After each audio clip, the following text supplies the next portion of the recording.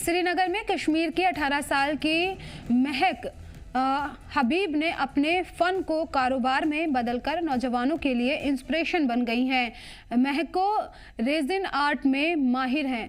उन्होंने न केवल 3000 रुपये की बचत से अपना छोटा कारोबार शुरू किया और आज सोशल मीडिया के ज़रिए वो अपने ऑर्डर लेने में वाली सक्सेसफुल एंटरप्रेन्योर बन चुकी हैं। उन्होंने स्कूल की पढ़ाई के दौरान फ़न में दिलचस्पी डेवलप की और धीरे धीरे इसे पेशेवर सतह तक पहुंचाया। महक अपने कस्टमाइज रेजिन आइटम्स और गिफ्ट प्रोडक्ट के लिए जानी जाती हैं। जी, जम्मू कश्मीर की अक्सर ये एक पहल रही है कि हम जम्मू कश्मीर के उन हीरे जवाहरातों को ढूंढकर आप सब लोगों के सामने लाएं जिन्होंने अभी तक अपनी छोटी उम्र में कुछ इस तरह के कमालात हासिल किए हैं जिसकी वजह से सारे कश्मीर को दुनिया में एक अलग ही नज़रिए से देखा जा रहा है। आज भी हमारे साथ एक ऐसी शख्सियत हैं जो कि 18 साल की हैं, लेकिन उन्होंने अपने इस पैशन को क्लास सेकंड से ही आइडेंटिफाई किया था और उस छोटी सी उम्र से इन्होंने अपनी इस पैशन को लेकर लगातार पहल की और आज की डेट में महक हबीब सोशल मीडिया पे हर जगह पे छाई हुई हैं। मुझे बताया कि जब इस चीज़ के बारे में आपको लगा कि आप इसमें कैपेबल हैं, आप ये चीज़ कर सकती हैं, और इनफैक्ट हम ये भी देखते हैं कि कश्मीर में शायद हमें ये सारी चीज़ें ज़्यादा कहीं पे देखने को नहीं मिलती हैं, और इंडिविजुअल लेवल पे आपने जब इस पैशन को फॉलो करने की कोशिश की तो आपको नहीं लगा कि डिफ़िकल्ट है, मार्केट नहीं है, लोग चाहे आगे खरीदेंगे या नहीं करेंगे, तो मैं अपने इस पैशन का क्या करूँ? मुझे उस टाइम पर ये लगा कश्मीर में जो थी रेज़िन आर्ट की अवेयरनेस नहीं थी और सोर्सेज बहुत ज़्यादा कम थे, बट मैंने कोशिश की उस वक्त ढूंढने की चीज़ों को। एंड मैं पहले ही बचपन से क्रिएटिव चीज़ें करना मुझे पसंद था। 7th क्लास में मैंने इंग्लिश कैलीग्राफी की थी, बट फिर स्टडीज़ और स्पोर्ट्स के बीच में ही समहाउ मुझे I lost touch with art. फिर इन 10th क्लास में मैंने अरबिक कैलीग्राफी से स्टार्ट किया एंड उसी फिर जब धीरे धीरे मेरी सेल्स हुई इंस्टाग्राम से ही, तो मेरे लिए ना दरवाजे खुल गए कस्टमाइजेशन के, एंड धीरे धीरे मैं और चीज़ें इंट्रोड्यूस करने गई। फिर मुझे डिस्कवर हुआ अबाउट रेज़िन आर्ट, एंड उस टाइम पर जब मैंने स्टार्ट किया तब मैं सबसे यंगेस्ट थी जो ये कर रही थी।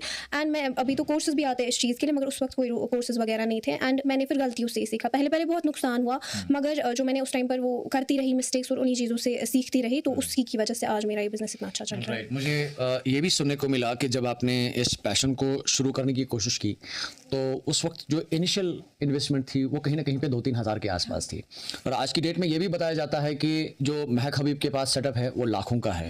ये जो रैपिड और एक कंसिस्टेंट ग्रोथ रही है, इसके पीछे रीज़न क्या रहा? उसके पीछे रीज़न रहा जो कि मेरे पेरेंट्स का सपोर्ट था, वो था मेरा पापा। Like he is the backbone of my business. उसी का सपोर्ट रहा हमेशा से डे 1 से, तो उसी की वजह से मैं जो भी कर पा रही हूँ वो था। पहले तो मैंने 3000 से शुरू किया था, वो भी सेविंग्स हुई थी मेरी ये ना अरबिक कैलीग्राफी पे, तब जाकर मैंने आज इतना अच्छा सेटअप जो है मेरे पास। आप 18 साल की हैं, आपने 10th भी किया, उसके बाद अभी 12th की भी अगर हम बात करें 12th भी किया आपने। मुझे ये बताएं कि जब कोई इंसान अपनी अर्ली एज में किसी पैशन को फॉलो करता है, क्या उसके एजुकेशन पे उसका कोई असर पड़ता है या वो सारी चीज़ों को बहुत ही अच्छे से कवर अप कर लेता है? जब इंसान को अच्छा लगता है ना ये चीज़ जो वो कर रहा है, तो वो ऑटोमेटिकली स्टार्ट करता है उसके लिए टाइम निकालना। एंड मेरा ऐसा शेड्यूल रहता था, मैं सुबह उठती थी 6 बजे, मैं आज के जो ऑर्डर्स होते थे उनको डिस्पैच करती थी, फिर स्कूल जाती थी, स्कूल से आकर सीधा ट्यूशन, वहाँ से मैं 8 बजे आती थी, फिर थोड़ा सा रेस्ट और उसके बाद फिर से ऑर्डर्स पे स्टार्ट करती थी मैं 1-1 बजे तक। वो क्यों था इसीलिए था क्योंकि मुझे ये चीज़ अच्छी लगती थी करनी, और जो मेरे क्लाइंट्स थे खासकर वो मुझ पर भरोसा करते थे। मेरे ज़्यादातर समर्स में वेडिंग रिलेटेड ही ऑर्डर्स होते हैं, तो उनको मैं एंड मोमेंट में मना नहीं कर सकती थी, तो उस ट्रस्ट की वजह से मैं कर पाती थी सारा कुछ। मतलब इट्स लाइक कि आपको करना आना चाहिए, बैलेंस बिटवीन स्टडीज़ और जो आप कर रहे हो, बैलेंस करना ज़रूरी। छोटी छोटी बातें हैं लेकिन बहुत ही इम्पॉर्टेंट है एक इंसान की लाइफ में। आप अर्ली इन द मॉर्निंग उठते हैं, आप अपने क्लाइंट्स के बारे में सोचते हैं, उनके लिए आप उनका काम तैयार करते हैं, उसके बाद एजुकेशन हासिल करने के लिए स्कूल जाते हैं, वापस आके अपना होमवर्क करते हैं, उसके बाद फिर से अपनी इस पैशन को फॉलो करते हैं। अर्ली एज में ये डेडिकेशन देखना बहुत ही कम मिलता है। जब हम टैलेंट की बात करते हैं, वो काबिलियत सिर्फ उसके उस पर्टिकुलर पैशन को लेकर ही नहीं होती है, बल्कि अपनी उस रोज़मर्रा की ज़िंदगी को हैंडल करने की भी बात आती है, जो काफ़ी ज़्यादा इंस्पिरेशनल है। जब आप इतनी बड़ी बड़ी बातें करते हैं कि क्लाइंट्स की बातें करते हैं, आप वर्क ऑर्डर्स की बात करते हैं, आप प्लानिंग्स की बात करते हैं, जब पेरेंट्स में ये सारी चीज़ें डिस्कस होती हैं यूजुअली आपकी, तो वो क्या रिस्पॉन्स देते हैं आपको? मेरा जो पापा होता है ही फील्स प्राउड जब भी मतलब उसको बहुत अप्रिसिएशन मिलती है आज मेरी वजह से।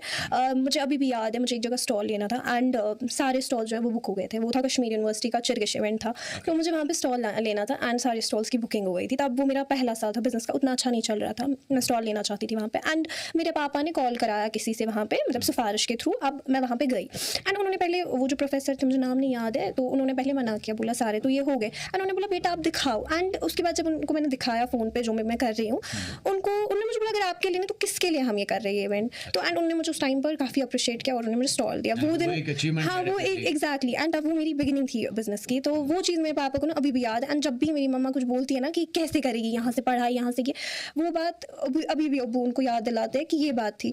तो ये चीज़ है। ये मुझे बताएं कि इन फ्यूचर क्या प्लान है, इस बिजनेस को, इस अपने टैलेंट को, इस पैशन को एक्सपैंड करना है या स्टडीज़ में जाके आने वाले वक्त में जॉब करना है? और लास्ट वाली चीज़, जो हमारे नौजवान आपकी एज के हैं जो चाहते हैं कि वो अपनी लाइफ में कुछ हासिल करें, क्या ज़रूरी है कि वो जॉब के पीछे ही रहें या अपने आप में अगर उनका कोई छुपा टैलेंट है उसको वो एक्सप्लोर करें और दुनिया के सामने रखें?